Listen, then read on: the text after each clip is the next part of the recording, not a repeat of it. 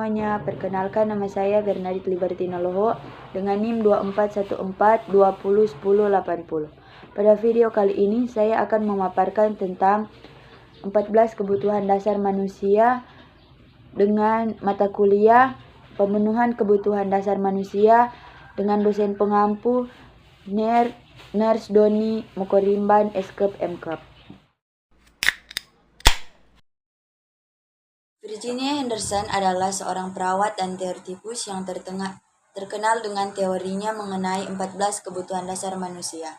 Teori ini mengemukakan bahwa perawatan kesehatan harus berfokus pada pemenuhan kebutuhan dasar manusia yang berkaitan dengan aspek fisik, psikologis, dan sosial. Berikut adalah penjelasan tentang 14 kebutuhan dasar tersebut. Yang pertama, kebutuhan untuk bernafas secara normal. Manusia membutuhkan oksigen untuk mempertahankan kehidupan, dan perawatan harus fokus pada memastikan saluran pernapasan bebas dari hambatan dan asupan oksigen yang cukup. Yang kedua, kebutuhan untuk makan dan minum. Kebutuhan dasar ini mencakup asupan nutrisi dan cairan yang memadai untuk mendukung fungsi tubuh dan pertumbuhan. Yang ketiga, kebutuhan untuk buang air. Fungsi saluran pencernaan dan perkemihan yang normal sangat penting untuk menjaga keseimbangan tubuh.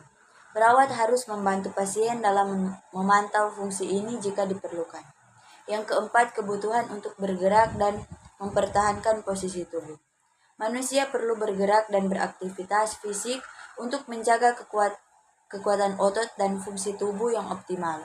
Ini termasuk kemampuan untuk berpindah tempat dan mempertahankan posisi yang nyaman. Yang kelima, kebutuhan untuk tidur dan istirahat. Tidur dan istirahat yang cukup sangat penting untuk pemulihan tubuh dan kesehatan mental. Perawat dapat membantu menciptakan lingkungan yang mendukung tidur yang berkualitas. Yang keenam, kebutuhan untuk berpakaian dengan tepat. Pakaian yang sesuai dengan cuaca dan kondisi fisik dapat membantu menjaga suhu tubuh dan kenyamanan. Yang ketujuh, kebutuhan untuk menjaga suhu tubuh dalam batas normal. Manusia membutuhkan suhu tubuh yang stabil untuk fungsi tubuh yang optimal. Perawat perlu memastikan pasien tidak terlalu panas atau terlalu dingin. Yang kedelapan, kebutuhan untuk menjaga kebersihan tubuh dan lingkungan. Kebersihan adalah salah satu aspek penting dalam mencegah infeksi dan menjaga kesehatan secara umum. Yang kesembilan, kebutuhan untuk menghindari bahaya atau cedera. Manusia perlu dilindungi dari bahaya fisik, baik dari lingkungan maupun kecelakaan, kemanapun pasien adalah prioritas utama dalam perawatan. Kesepuluh, kebutuhan untuk berkomunikasi secara efektif. Berkomunikasi dengan orang lain adalah kebutuhan dasar untuk membangun hubungan sosial yang baik dan untuk mengekspresikan kebutuhan dan perasaan. Yang ke-11, kebutuhan untuk memperoleh nilai-nilai hidup yang memadai. Setiap individu membutuhkan makna dalam hidupnya. Hal ini terkait dengan pemenuhan kebutuhan psikologis dan eksistensial. Yang ke-12, kebutuhan untuk berinteraksi dengan orang lain.